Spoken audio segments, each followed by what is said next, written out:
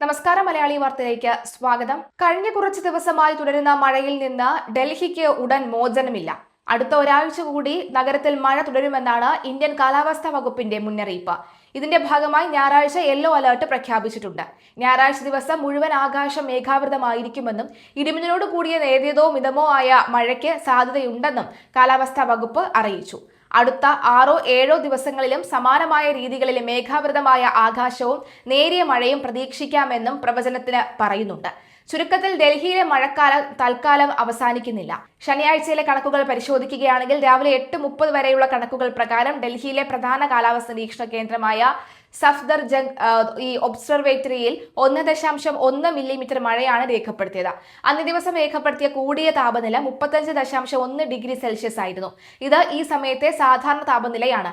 കുറഞ്ഞ താപനിലയാവട്ടെ സാധാരണയിലും 1 ഡിഗ്രി താഴെ 26.2 degree Celsius ആയിരുന്നു. അന്തരീക്ഷത്തിലെ ഈർപ്പത്തിന്റെ അളവ് 65%-നും 92%-നും ഇടയിൽ മാറിമറിഞ്ഞു. കനത്ത മഴ പെയ്തെങ്കിലും താപനിലയിൽ വലിയ മാറ്റങ്ങൾ വന്നിട്ടില്ലെന്ന് ഇത് വ്യക്തമാക്കുന്നു. വരും ദിവസങ്ങളിലെ മഴ താപനിലയിൽ മാറ്റങ്ങൾ വരുത്തുമോ എന്ന് കണ്ടറിയണം. മെച്ചപ്പെട്ട വായു ഗുണനിലവാരം തുടർച്ചയായ മഴ പെയ്തതോടുകൂടി ഡൽഹിയിലെ വായുവിന്റെ ഗുണനിലവാരവും മെച്ചപ്പെട്ടുവെന്നാണ് ശ്രദ്ധേയമായ കാര്യം. ശനിയാഴ്ച വൈകുന്നേരം 6 മണിക്ക് രേഖപ്പെടുത്തിയ എയർ ക്വാളിറ്റി ഇൻഡെക്സ് 71 ആയിരുന്നു. ഇത് പ്രകാരം എന്ന പ്രവർത്തനത്തിൽ പെട്ടതാണ് ഇത്. 0-നും 50-നും ഇടയിലുള്ള AQI നല്ലത് ആയും 51-നും 100-നും ഇടയിൽ തൃപ്തികരമായും കണക്കാക്കുന്നു. 101-നും 200-നും ഇടയിൽ മിതമായത്, 201-നും 300-നും ഇടയിൽ മോശം, 301-നും 400-നും ഇടയിൽ വളരെ മോശം, 401-നും 500-നും ഇടയിൽ ഗുരുതരം എന്നിങ്ങനെയാണ് IQ തരംതിരിവ്.